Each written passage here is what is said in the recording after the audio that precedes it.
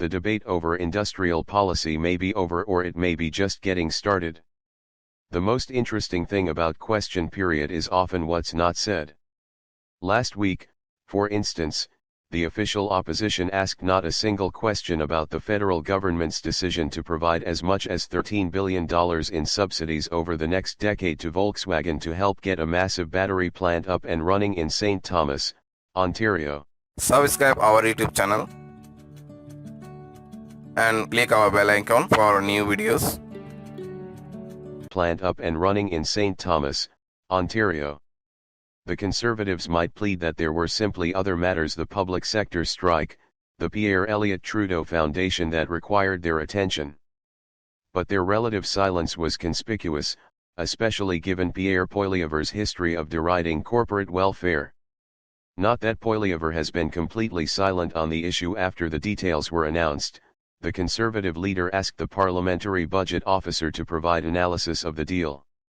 A month ago, when the basic outline of an agreement was first reported, Poilievre also posted a series of pointed questions to Twitter. Trudeau seized on that tweet last week and practically dared the Conservative leader to oppose the deal. But at this point it doesn't seem Poilievre. Subscribe our YouTube channel and click our bell icon for new videos. And practically dared the Conservative leader to oppose the deal. But at this point it doesn't seem Poilievre is prepared to do much more than haggle over the price.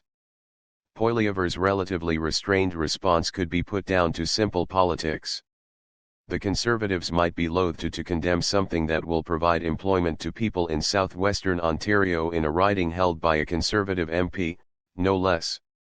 The enthusiastic involvement of Ontario's progressive Conservative government likely also makes it harder for Poilievre to criticize the deal. But Poilievre's approach to the Volkswagen deal is a lot like his muted reaction to the government's introduction of tax credits for investment in clean energy. In last month's budget, Finance Minister Chrystia Freeland laid out more than $16 billion in new supports for firms and investors, but Poilievre couldn't summon an opinion. Having already come out against other policies meant to reduce emissions, including carbon pricing and clean fuel regulations, Poilievre might have few options left beyond supporting the subsidization of clean technologies.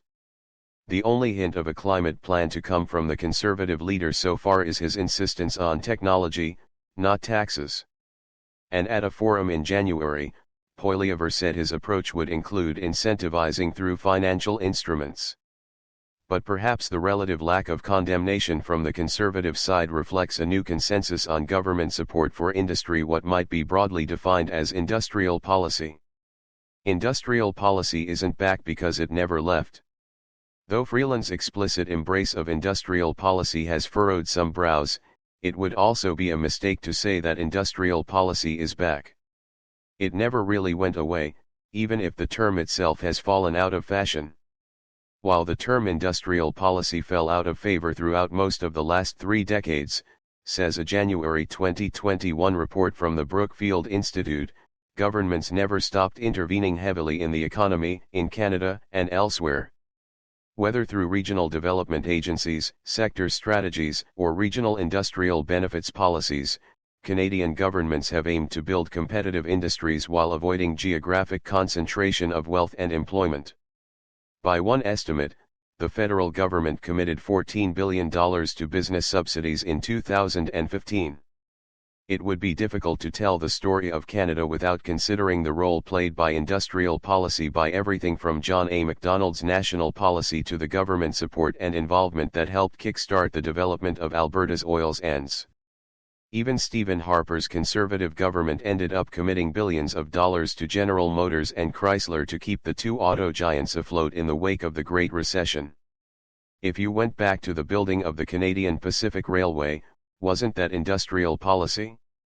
It's waxed and waned over time, but I think that is more to do external conditions than with ideology, said Paul Booth, a professor at the Ivey Business School. He took part in the GM and Chrysler negotiations as the senior associate deputy minister at the Federal Department of Industry. The former Conservative government could fairly argue that it was compelled to act once the United States government decided to support the two companies. The same could be said of recent moves by Trudeau's Liberal government in the wake of President Joe Biden's Inflation Reduction Act, though Trudeau told an audience in New York on Friday that the deal ultimately came down to more than money. But recent murmurs of renewed interest in industrial policy also predate the big developments of the last few months. A paper released by the Public Policy Forum in April 2020, co-authored by former Conservative and Liberal policy advisors, called for a challenge-driven industrial strategy for Canada. A report from the Canadian Centre for Policy Alternatives called for a green industrial policy last October. Climate change does seem like the sort of problem that might require a more active role for governments in directing, assisting, and accelerating an industrial transition, especially because time is so short. But the first step might be simply acknowledging that industrial policy is not some far-out idea that died when C.D. Howe retired. Picking winners and losers. It is hard to argue there has been too little industrial policy in Canada, the authors of the Brookfield Report wrote. But traditionally, Canadian efforts have been spread thin and have been uncoordinated. These efforts have lacked clarity about policy objectives, sometimes because no one wanted to admit that we were actually pursuing industrial policy in the first place. If everyone admits that industrial policy is happening, it should become easier to talk about objectives, strategy, what makes smart policy, and how to measure success. The future might not look like 100 more Volkswagen deals. The federal government probably couldn't afford that. But it might mean accepting that public support for industry can produce value, and the idea that governments shouldn't be picking winners and losers was always overly simplistic. Investing in individual firms will always entail risks because business involves risk, Booth said. One way to assess value, he suggested, would be to estimate how much tax revenue would be created by a given project. Political and social objectives and the actions of competitors will also factor in, of course, just as they affect literally every other facet of public policy in a democracy. But beyond the talk about corporate welfare, there is a smarter debate to be had about what good industrial policy looks like. It means accepting that public support for industry can produce value, and the idea that governments shouldn't be picking winners and losers was always overly simplistic. Investing in individual firms will always entail risks because business involves risk, Booth said. One way to assess value, he suggested, would be to estimate how much tax revenue would be created by a given project. Political and social objectives and the actions of competitors will also factor in, of course, just as they affect literally every other facet of public policy in a democracy. But beyond the talk about corporate welfare, there is a smarter debate to be had about what good industrial policy looks like. There is a smarter debate to be had about what good industrial policy looks like. Subscribe our YouTube channel and click our bell icon for new videos.